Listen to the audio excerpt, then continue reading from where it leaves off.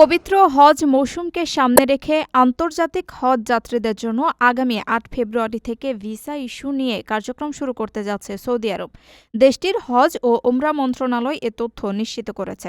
Saudi গেজেটের প্রতিবেদনে জানানো হয়, হজের প্রায় ৪ মাস আগে ভিসা কার্যক্রম চালু করার সিদ্ধান্ত নেওয়া হয়েছে, যাতে সার্বিক সেবা ও ব্যবস্থাপনা আরও সুসংগঠিতভাবে সম্পন্ন করা যায়। মন্ত্রণালয় জানিয়েছে, বিদেশি হজ যাত্রীদের জন্য প্রয়োজনীয় সব সেবা চুক্তি ইতোমধ্যে শেষ হয়েছে। নুসুক প্ল্যাটফর্মের মাধ্যমে মক্কার আবাসন সংক্রান্ত চুক্তিও চূড়ান্ত করা হয়েছে। এখন পর্যন্ত প্রায় ৭,৫০,০০০ হজ যাত্রী নিবন্ধন সম্পূর্ণ করেছে। আন্তর্জাতিক হজযাত্রীদের জন্য পবিত্র স্থানগুলোতে ৮৮৫টি ক্যাম্প বরাদ্দ দেওয়া হয়েছে এবং ৭৩টি হজ দপ্তর প্রাথমিক প্রস্তুতি শেষ করেছে। এদিকে বাংলাদেশ থেকে হজে যেতে ইচ্ছুক নিবন্ধিত যাত্রীদের স্বাস্থ্য পরীক্ষা ও টিকাদান কার্যক্রম চলমান রয়েছে।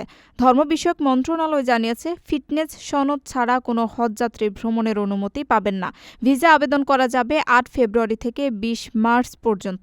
চাঁদ দেখার সাপেক্ষে আগামী ২৬ মে হজ অনুষ্ঠিত হতে পারে এবং সম্ভাব্য হজ ফ্লাইট শুরু হতে পারে ১৮ এপ্রিল থেকে। আপনার স্বপ্নগুলো আকাশ ছুবে প্রবাসীর হেলিকপ্টারের মাধ্যমে। বিয়ে, জন্মদিন অথবা যে কোনো বিশেষ প্রয়োজনে হেলিকপ্টার ভাড়া করতে যোগাযোগ করুন স্ক্রিনে দেয়া নাম্বারে। প্রবাসীর হেলিকপ্টার, নিরাপদ ও সাশ্রয়ী বাহনের বিশ্বস্ত নাম।